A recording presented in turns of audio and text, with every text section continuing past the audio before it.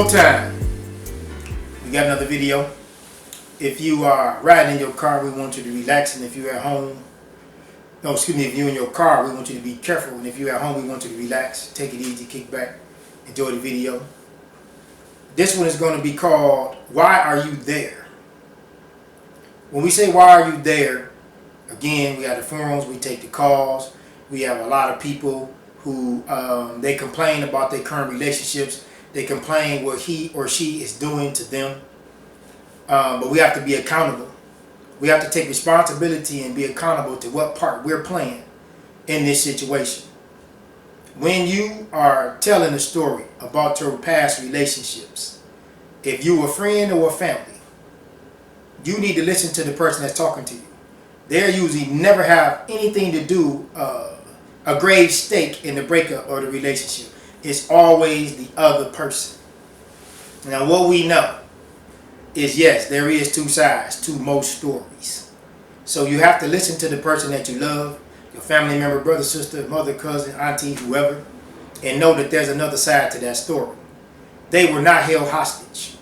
They chose that person under their own free will, and the person that your loved one is with, or your family member or friend are with, they both chose one another. So when you make those type of choices, you have to be accountable for what you're doing and your part that you play in the situation. So we'll start off with the brothers. The brothers may say, she's spending all my money. Man, this is ridiculous. Every time we go out, it's $100. It's $200. Man, she want to go shopping.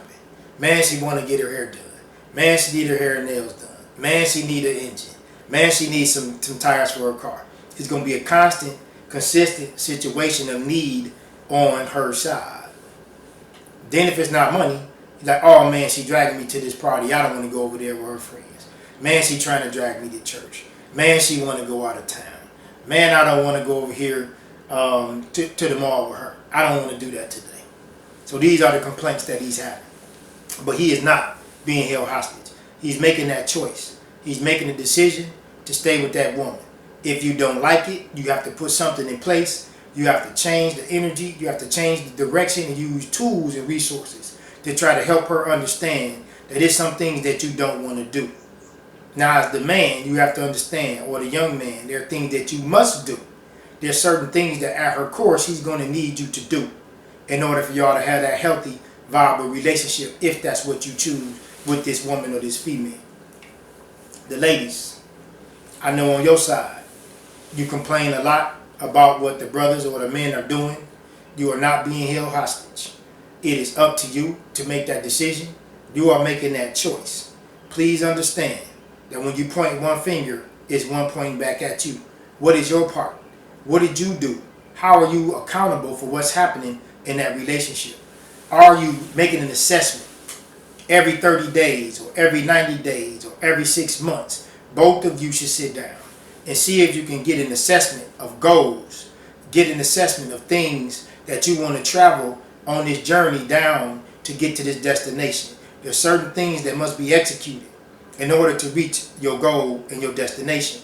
If you're just waking up every day and you're going through the motions, you have to be careful, because then you'll start feeling like a hostage. You'll start feeling like the other person, their lifestyle is consuming you, or you're not getting your way, or you're not able to breathe. So when you're making a decision, you have to be conscious and be accountable for the part that you are playing in it. So as a solution, if you can, sit down, do every 30 days, every 90 days, every 180 days, whatever works for you. But you need to have a blueprint.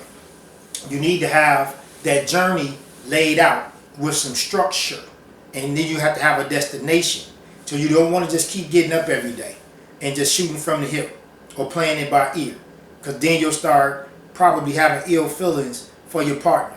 And then you'll start feeling like a hostage. So this piece is about accountability. You want to be accountable for the decisions that you are making, the choices that you are making, and the things that you're doing wrong. So when you sit down and you get this list and you write this list out, it'll have the things that you do well and the things that you need to improve on. That's for the man and the woman.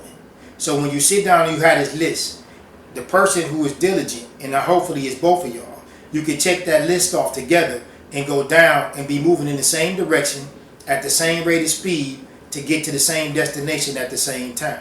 That's ideal. That's hopefully. And I hope that that works for you. So I want you to take that information. I want you to try that methodology instead of just waking up and assuming that he knows or assuming that she knows, and y'all traveling down this road with no blueprint, with no game plan. So if you have a destination, you need a blueprint and a game plan.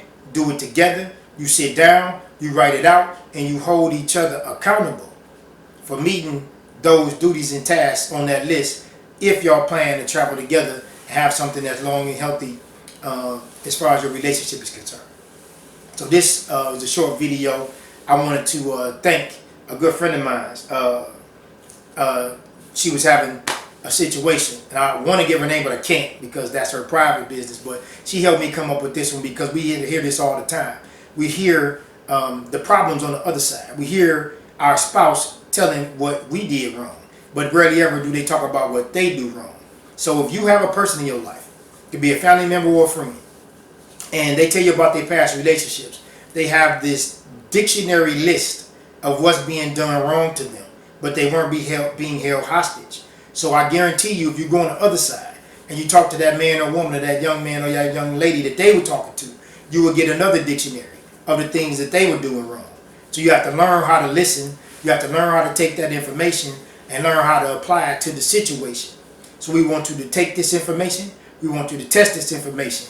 We want you to try this information. Take it to the barbershop or the hair salon. Take it to the job or the church. This is the Clipperdome Chronicles. Thank you.